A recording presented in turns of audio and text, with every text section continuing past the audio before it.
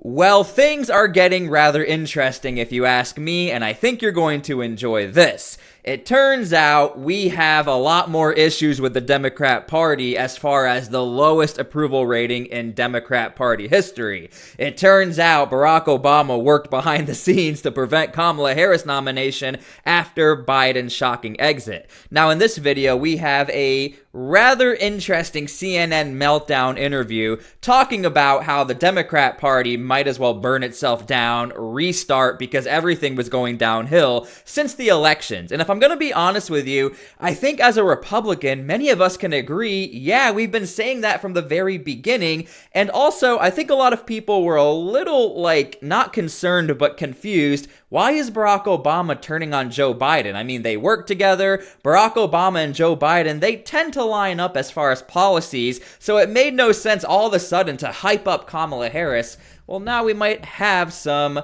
answers here, so let's get to this interview. And here we go. I think you guys are going to find this either interesting or not surprising at all. Election this way for Democrats. You say, quote, Democrats tried to break Donald Trump. Instead, they shattered again. They said they were saving the country, the presidency, and the Congress from Trump and his MAGA movement. They saved nothing, not even themselves. Democrats lost everything, including their friendships. Based on your interviews with top Democrats then and now, is the party still in the shambles it was November, December of last year? It's honestly even worse right now, Jake, and I think there's... Off the bat, we have to stop there. I think I can hear some audible laughing in the background because I know a majority of my audience are conservatives, Republicans, and again, have we not been saying this from the very beginning? We could see the cracks at the start. Why is Beyonce and all of these celebrities, Cardi B, I'm really happy if you don't know who any of these people are. I'm actually a little jealous of you, but we could tell from the beginning there was a lot of compensation going on for Kamala Harris. In fact, you're going to see real quick, compensation seems to be the theme, that Kamala Harris needed a little more, oomph in her party, and they thought picking Tim Walz was the answer. You'll see here in a second. Scrambling to find out who their leader is, but they're also in the midst of an identity crisis. They don't know who they are right now. They don't know what their message is. I've said this repeatedly over the last couple days, but I think what they need to do, and what I think a lot of strategists are telling me, is that they need to almost burn the house down, but not only burn the house down, accept some accountability and say, this is what went wrong. This is what we need to do now. Responsibility for President Biden and maybe not getting him out sooner. And now, I do want to point this out to give you some context. And again, I think you guys know this, or mostly know this. This interview is after Signalgate, where Republicans are saying, look, we know there was a mistake with the text messages, whether or not it was classified information. The accountability factor was there. But again, Republicans were calling out Democrats, where is your accountability? So this to me is almost mind-blowing that on CNN, you have a Democrat talking about accountability all of a sudden. Republicans have been saying, where is your accountability this whole time? They really need to have a little bit of introspection here. And John, the night that Biden dropped out in July and endorsed Harris as the Democratic nominee, Governor Tim Walz called Harris, you guys report, and he pitched himself to be her number two. He says, quote, I'm the one who can do this, he told her. Was Walz always going to be her pick even from day one, do you think? And do you think he will run in 2028? He was always most likely to be her pick. There was a small set of people. It was a short run to do the vetting process. There were problems. I mean, what does that tell you that Tim Walz was always going to be the pick? And I'm going to be honest with you. On paper, it makes total sense.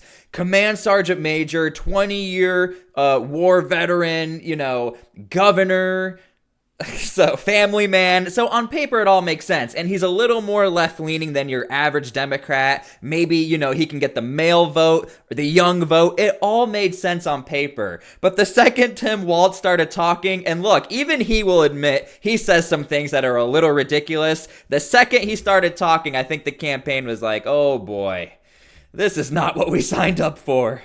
with most of the other candidates that she was looking at. And the big thing that I think the folks around her worried about was that she might pick somebody who could overshadow her, and they were not worried about that with Tim Walz in particular. Governor Shapiro of Pennsylvania, your home state, Jake. Governor Shapiro was somebody who was very much in the mix. I think he had his own considerations when he went in and met with the vetting team.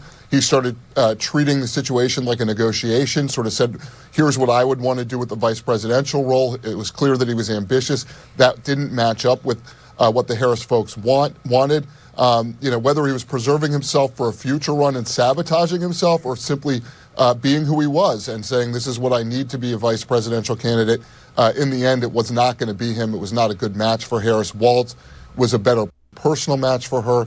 Is he going to be a candidate in 2028? I think he thinks he's going to be a candidate in 2028, but I'm not sure that he showed the Democratic Party or the American people that he had what it took in 2024 to be particularly helpful to. Now, Tim Walz is on this, he's on a media cycle tour. Actually, I have some clips for you where he talks about Elon Musk, and the thing about Tim Walz is this. The only way I can describe Tim Walz in the nicest way possible is like a spaz. And we all know a spaz in our life. It's not necessarily a bad term for somebody, but sometimes they just stand out a little too much. They're very outlandish. They just say things when they shouldn't be saying things. They act a certain way. And again, Tim Walz fully admits he does things he probably shouldn't say or do, especially when it comes to the whole Elon Musk dropping the stock thing and making fun of it. And then he had to apologize and said, look, I say really dumb things. He admits it. I'm not the one being mean to him. But I'm curious what you guys think. Do you think Tim Walz is going to run in 2028? I totally do, considering he's on all of these tours as far as press. He did town hall meetings, things like that. Kamala Harris, and if he's going to do that in 2028, he's really going to have to improve. And Amy, one Harris advisor told you guys about the election loss, quote, I don't think we needed more time, we needed more substance, and she did not have more substance. Is that how a lot of members of her own campaign felt, that there wasn't enough substance to Kamala Harris? Yeah, I think in retrospect, they felt like they weren't doing the media interviews they needed to do.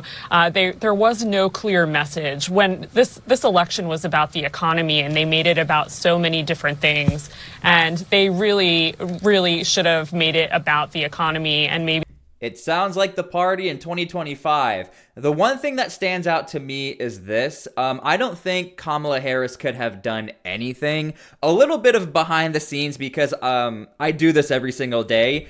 Democrats have absolutely nothing in the independent media space.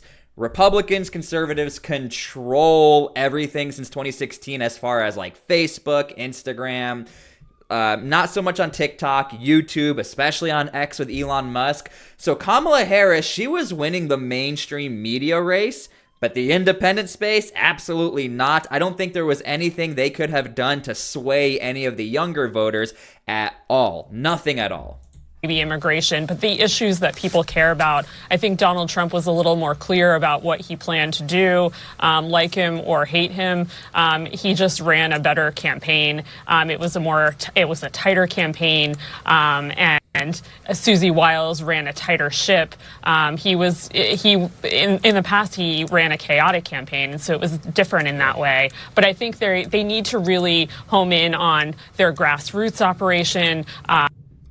I would even argue that right now the Trump administration is a lot more on par. The messaging is more on par, and I have no problem critiquing Donald Trump, but you can see it's not as wild and chaotic as 2016.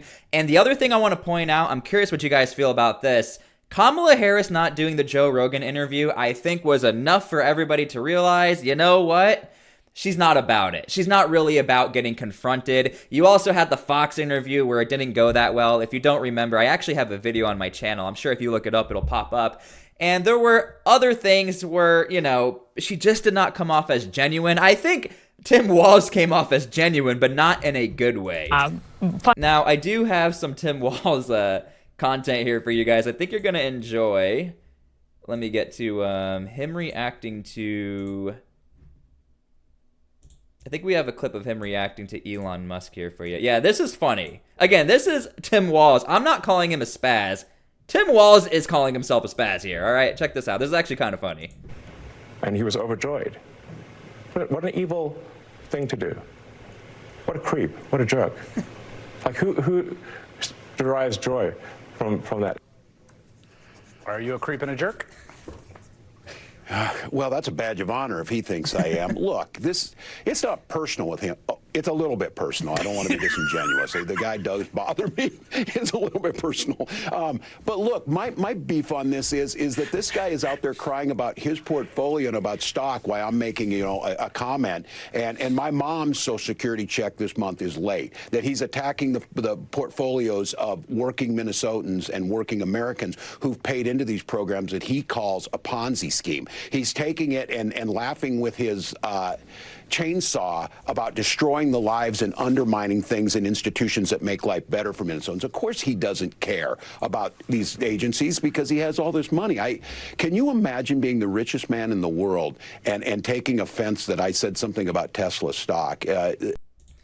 Now, one thing I want to point out, I'm just realizing what Tim Walz does. Again, I am not a fan of his. I absolutely really disagree with his policies. I think they're a little disgusting at times. What I want to point out is that Tim Walz comes off really good for the first 30 seconds of any interview. He'll make fun of himself. And one thing, Donald Trump does that as well. Americans seem to like when you have a little bit of humility. And I think that's why on paper he was a great pick. And I'm sure in real life, outside of all the cameras and politics, I'm sure he's actually funny. But then when he starts talking and you start to dig into his policies, you're like, hold on. You're hating on Elon Musk about retirements when you were the one hating on the retirements of hating on Tesla and trying to crash the stock, or not trying to crash the stock, make fun of crashing the stock. You see what I mean? It comes off as a little disingenuous here. It's like Trump is stuck in the 80s. His music, his clothing, his thinking. He has been on this tariff thing forever, and every economist, conservative or liberal, will tell you they just simply don't work. We use them strategically, but he doesn't fundamentally understand how trade works. It goes back to what I continue to say. I think the biggest myth perpetuated on this country is that Donald Trump understands anything about business. He's bankrupt every single one he's been into, and now he's bankrupting this country. So I appreciate you talking about this. This is a tax on working people that we've not seen in any of our lifetimes, and it is going to have dramatic effect. I mean, these are the generic talking points you are hearing. I'm sure you're not surprised. This is what Tim Walz is currently saying on MSNBC. As I make this video, this was actually yesterday. And Tim Walz did respond on X. I give him credit for this. He's not one of those Democrats who goes over, is it Blue Sky or Blue Shield, whatever that other app is called where you want to get away from X. At least he stays on the platform, and he gets a lot of hate on here. He says, Elon, I'll make you a deal. I'll stop making fun of your stock when you take your hands off Social Security. I mean, do we have to make a video about Elon Musk? This whole Social Security is getting ridiculous. I don't even know why we're still talking about it. Anyway, that's pretty much the video. Yeah, let me know what you guys think. I'm not that shocked that Barack Obama was trying to halt the Kamala Harris nomination. Again, I do not agree with Barack Obama's policies. However, when you look at the spectrum of moderation, Barack Obama seems to be way more moderate. Now, I think where there's a little bit of issues with this story is that Michelle Obama, she did not endorse Joe Biden or wanted nothing to do with Joe Biden. However, she was definitely a little more out there for Kamala Harris. I think I made a video about this before where Michelle Obama, she did go out in the public and talk about Kamala Harris. She's a really good public speaker. Again, whether or not you agree with her, she's really good, but it wasn't even enough to get the Obamas on your side to back you up. Again, you had the Obamas, you had all these celebrities, you had Tim Walz, and in this book, we're still seeing that Democrats are saying Kamala Harris did not have enough oomph. She just did not have the spunk that Democrats needed to win the election. So, thank you guys for being here. I don't normally do these live takes, but we just had a bunch of tornadoes. I hope you guys are safe if you did have to deal with the tornadoes. Yeah, we'll see you guys later. God bless, and thank you.